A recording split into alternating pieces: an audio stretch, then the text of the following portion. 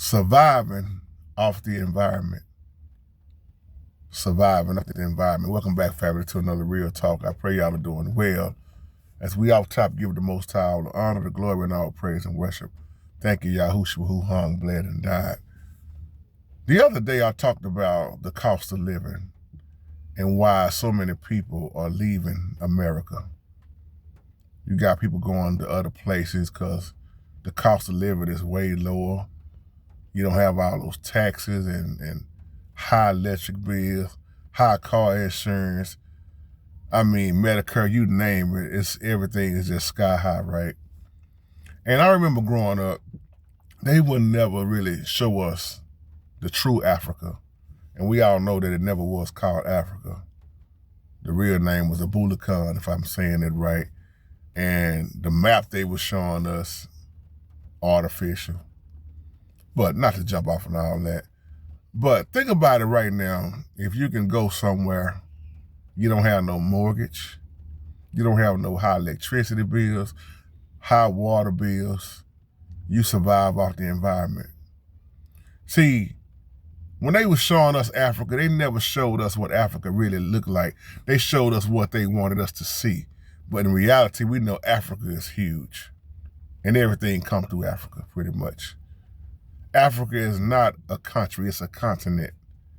And how big it is. Man, when you start talking about, I don't know if y'all ever heard of this tribe. When we start talking about tribes, right? And when you start looking at the Hadzabe Tribe, I don't know if y'all ever, just look it up, Google if you think I'm lying. The Hadzabe Tribe over there in Africa, I guess we could say this is about northern east of Africa, if I'm not mistaken. When you look at, well, I don't have no map, so let me leave it alone. But it's the largest country in the region. When you start talking about Tanzania, if I'm saying the name right, and the Hadzabe Tribe, these men and women use the environment to survive. If you just take a great look at the women who's working with their hands, the women is the ones really getting the food too. And the men are great hunters. They move with the environment. They don't have no mortgage. They don't have no rent. They don't have no stuff like we got. And when you look at their health, man, these women and men, a lot of them are 80 and 90 years old, looking like they're in their 50s and 40s, moving like they got the energy of a 21-year-old because they don't have no high blood pressure. They don't have sickness. They don't have all these diseases. The berries and the food that they eat and the crops that they going after, everything is healthy. Their children is healthy.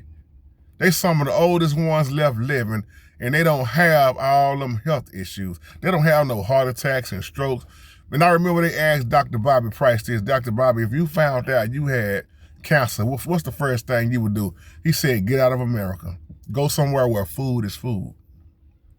Why you think the food over here is not welcome in other places? They know what they doing because if you understand the food chain, if you understand why the food is like it is, you understand why the hospital is like it is. You understand why health is like it is. You understand there ain't no money in us being cured. The money is in us being sick. And I mean it out of love, no disrespect. But can you imagine being somewhere where you don't have to worry about no presidents, no voting? You don't even have no leaders, really. They do everything themselves and they survive off the environment. Think about that.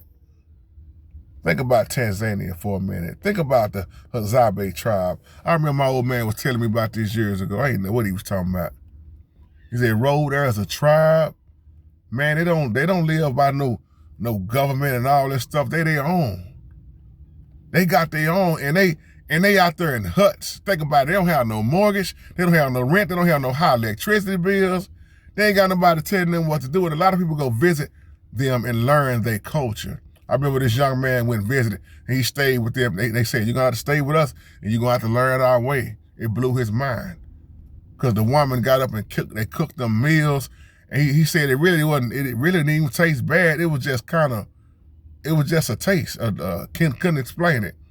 And he's wondering, what was he eating? That's why now when you see all these commercials, you see how everybody's coming out with this stuff, when you see them come out with it, you'll see them have an imitation one too. Don't take this one.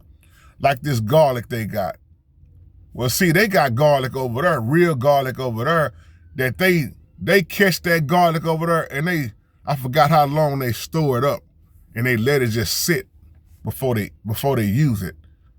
And then they crush it. I mean, and now you see why they live longer than us, while we got all this AI stuff over here telling you, if you take this and take this is the way for you to live longer.